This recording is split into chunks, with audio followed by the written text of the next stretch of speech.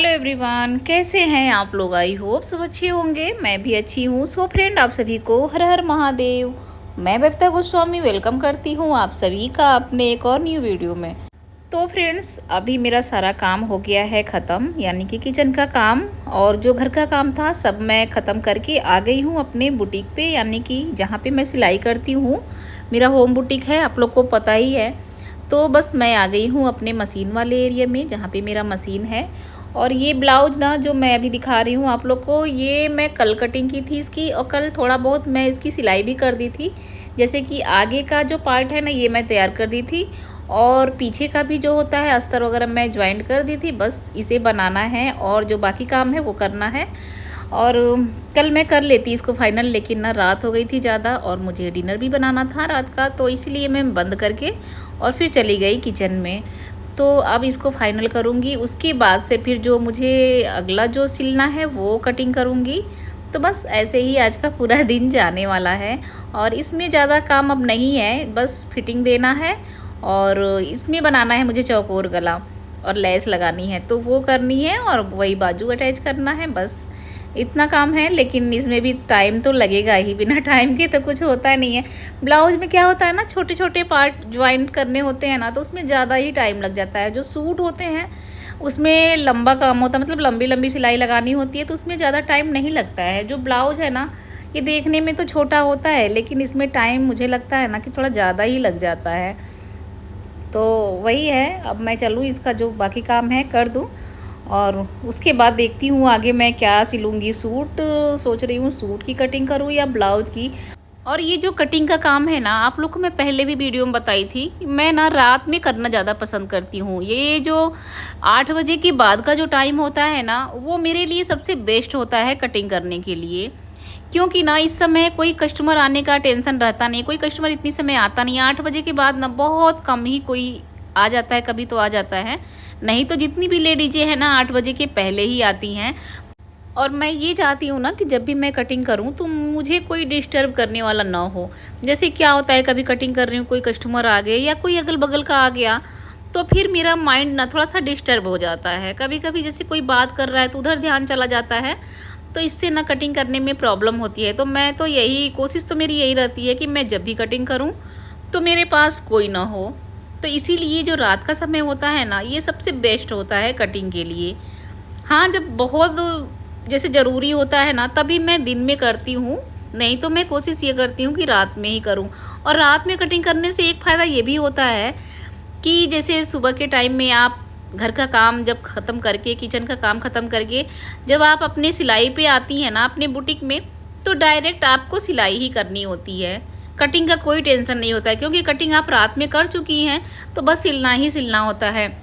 और जब मैं कटिंग नहीं की रहती हूँ ना, तो मुझे पहले कटिंग का टेंशन होता है कि कटिंग करनी है, तो आधा दिन तो कटिंग में चला जाता है। अगर ज़्यादा कपड़ा कटिंग करना है तो फिर तो समय लगता ही है। तो पता चले कि कटिंग करूँ, फिर उसके बाद से मैं सिलाई करने बैठूँ, तो फिर उस दिन का काम मुझे समझ में नहीं आता, क्योंकि ज़्यादा सिलाई हो नहीं पाती है। तो इसलिए ना मैं यही कोशिश करती हूँ कि रात में कर लूँ और दूसरे दिन बस सिलाई सिलाई करना हो, तो वो सिलाई दिखती है कि हाँ आज मैंने इतना सिला। और जब आधा दिन मैं कटिंग में अपना बिता दूंगी तो वो सिलाई मुझे दिखती नहीं है, मुझे लगता है अरे आज मैंने कितना सिला, आज तो मैं 2 ही ब्लाउज बनाई, 3 ही बनाई, आज तो मैं कुछ काम नहीं की। फिर अंदर से ना ये होता है। तो इसलिए ना मैं रात में ही कटिंग करती हूँ। आप लोग से भी मैं यही कहूँगी कि आप लोग भी कोशिश ये करना कि रात में ही कटिंग कर लें। तो चलिए फ्रेंड्स, आज तो बकबक बहुत हो गई, बातें बहुत हो गई। मेन टॉपिक पे आते हैं, जो आज की मेरी टॉपिक है, जो आप लोग थंबनेल टाइटल देख के तो जान ही गए होंगे कि किस टॉपिक पे आज बात करनी है, मुझे क्या बताना है आप लोग को।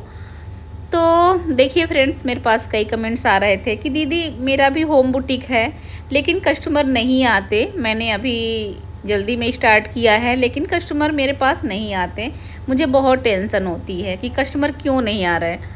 तो चलिए मैं बताती हूँ आप लोग को। देखिए, जो लोग भी अभी न्यू स्टार्ट किए हैं ना, जो लोग भी होम बुटीक या बुटीक कुछ भी ओपन करते, कोई भी काम, बुटीक को छोड़िए, अगर पार्लर ही आप ओपन कर रही हैं ना, तो शुरुआत के दिनों में थोड़ी सी प्रॉब्लम होती है कस्टमर को लेके। सबके साथ हुआ है, मेरे साथ भी हुआ है, वही आपके साथ भी हो रहा है, और सबके साथ यही होता है। लेकिन उसके लिए ना थोड़ी सी आपको मेहनत करनी पड़ेगी और थोड़ा सा अपना माइंड चलाना पड़ेगा। तो सबसे पहले तो जहाँ आप रहती हैं ना, जिस एरिए में, उस एरिए का रेट पता करिए। देखिए सबसे बड़ा मैटर करता है आपका रेट। तो आप रेट पता करिए कि आपके एरिए में जो बुटीक वाले हैं उन लोग का रेट क्या है। तो उससे ना आप अपना रेट थोड़ा कम रखिए। तो देखिए जब आपका रेट कम रहेगा ना, औरों से कम रहेगा, तो कस्टमर आपके पास आएंगे ही आएंगे, क्योंकि उनको पता चल जाएगा कि इनका रेट कम है। तो हर कोई चाहता है ना कि मेरा कम पैसे में काम हो जाए, तो वो कस्टमर आपके पास आएगा ही आएगा अगर रेट आपका पता चल गया तो आप, पहली बात तो ये। दूसरी बात, आप बोर्ड लगा लीजिए घर के बाहर, या आपका घर गली में है ना, तो गली से बाहर एक बोर्ड लगा दीजिए, एक अपने घर पे लगा दीजिए। और जैसे आपके नज़दीक में जो भी लेडीज पार्लर है या और भी कोई वैसा चीज़ है ना, तो एक बार आप वहाँ जाके थोड़ा उनसे बात कर लीजिए कि देखिए मैंने अभी अभी सिलाई का काम स्टार्ट किया है, बुटीक ओपन किया है, और अगर कोई लेडीज आपके पास आती हैं तो बता दीजिएगा, और मेरा रेट ये है और उससे कम है, और जो भी होगा आप उनसे बात कर लीजिएगा। देखिए ऐसे नहीं होता है ना, तो लोग थोड़ा सा कमीशन पे बात कर लेते हैं। जैसे पार्लर वाली हैं, आप उनसे बात की, तो जैसे आप मान लीजिए वो कस्टमर भेजी 1 ब्लाउज या 2 ब्लाउज जो भी लेके आया, तो आप थोड़ा सा उनको कुछ कमीशन दे दीजिए, जैसे 20 रुपये 1 ब्लाउज पे या 30 रुपये, जो भी हो, जैसा भी आपका रेट हो। क्योंकि ना आजकल लोग ऐसे कोई किसी का काम नहीं करता है। जब उनको थोड़ा सा लालच मिलेगा ना, तभी वो आपका काम किसी से बताएंगी, नहीं तो उनको क्या जाता है, उनको क्या ज़रूरत है किसी से बताने की। कुछ फ़ायदा पाके ही इंसान काम करता है, बिना फ़ायदे के ना आजकल कोई किसी का काम नहीं करता। उसके बाद तीसरा जो है ना, वो सबसे ज़रूरी जो है कि आपका काम अच्छा होना चाहिए। आप जो भी चीज़ सिल रही हैं ना, उसमें फिनिशिंग अच्छी होनी चाहिए, उसकी फिटिंग अच्छी होनी चाहिए, उसकी जो डिज़ाइन है ना वो अच्छी होनी चाहिए, ताकि कस्टमर को पसंद आए। जो भी कस्टमर आपके पास आता है, आप कोशिश ये करिए आप जो भी सिलिए उसकी फिटिंग अच्छी हो, और वो कस्टमर आपके पास से ना खुश होके जाए। आजकल देखिए क्या है ना, फैशन की दुनिया है, तो आप कोशिश ये करिए कि आप अच्छी से अच्छी डिज़ाइन बनाइए। आजकल जैसे बाजू पे डिज़ाइन चल रहा है, गले पे, तो मोबाइल में ना एक से एक अच्छी अच्छी सी डिज़ाइनें आपको देखने को मिलेगी। तो आप मोबाइल से ना अच्छी अच्छी सी डिज़ाइन बना सकती हैं और कस्टमर को खुश कर सकती हैं। ये जो डिज़ाइन ऐसी चीज़ होती है ना, मान लीजिए एक कस्टमर पहन के गई, तो उसे 4 लोग देखेंगे ना, तो वो पूछेंगे आप कहाँ बनवाई हैं, ये डिज़ाइन तो बहुत अच्छी लग रही है, इसकी फिटिंग और इसकी फिनिशिंग बहुत अच्छी है। तो वो उनसे बताएंगी, तो वो आएंगी आपके पास, फिर वो जाएंगी तो वो 4 लोग को और बताएंगी। तो ऐसे ऐसे ना आपके पास कस्टमर बढ़ेंगे। तो ये जो डिज़ाइन होता है ना, ये भी बहुत मैटर करता है आपके कस्टमर को बढ़ाने के लिए। और उसके बाद नंबर आता है आपके व्यवहार की।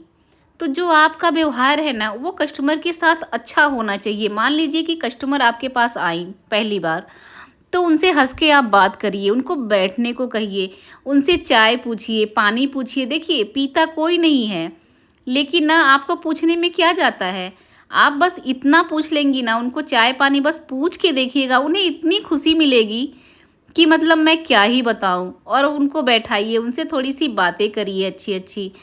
तो फिर वो कस्टमर ना जाके 4 लोग से कहती हैं कि अरे वो तो बहुत अच्छी हैं, वो जो नई नई बुटीक खोली है ना, उनका व्यवहार बहुत अच्छा है, वो बैठाती हैं, कोई जाता है तो अच्छे से बात करती हैं। तो इससे भी ना बहुत असर पड़ता है कस्टमर पे। जो व्यवहार होता है हम लोग का ना, वो बहुत अच्छा होना चाहिए कस्टमर से, वो बहुत मायने रखता है। कुछ लोग होती हैं ना, कस्टमर आया तो वो फिर अच्छे से बात नहीं करती हैं, तो फिर दूसरी बार ना कस्टमर आना पसंद नहीं करता है। तो व्यवहार भी ना बहुत मायने रखता है। तो ये सब जो छोटी छोटी बातें होती हैं ना, अगर आपने फॉलो कर लिया तो यकीन मानिए आपके यहाँ कस्टमर की लाइन लग जाएगी। और यही सब चीज़ें जब आपके अंदर नहीं होगी ना, तो वही लोग परेशान रहते हैं कि मेरे यहाँ कस्टमर नहीं आते हैं। एक बार आप लोग करके देखना, जैसे आज मैं परेशान हूँ ना कस्टमर को लेके कि इतना सारा काम आ जाता है, मैं कैसे मैनेज करूँ, मुझसे बहुत मुश्किल होता है। एक दिन आप लोग के साथ भी यही हाल होगा, लेकिन आप लोग करके देखना। और कोशिश आप हमेशा यही करना कि जो भी कस्टमर आपके यहाँ आता है ना, वो खुश होके जाएं। अगर वो खुश होके जाएंगी ना, तभी दोबारा आएंगी, नहीं तो ऐसे ना एक बार कस्टमर चला गया ना मुंह लटका के, तो दोबारा नहीं आते। तो फ्रेंड्स उम्मीद करती हूँ आज की वीडियो आपको पसंद आई होगी। अगर वीडियो पसंद आए तो एक लाइक कर देना, चैनल पे पहली बार आए हैं तो सब्सक्राइब कर देना। मिलती हूँ नेक्स्ट वीडियो में, तब तक के लिए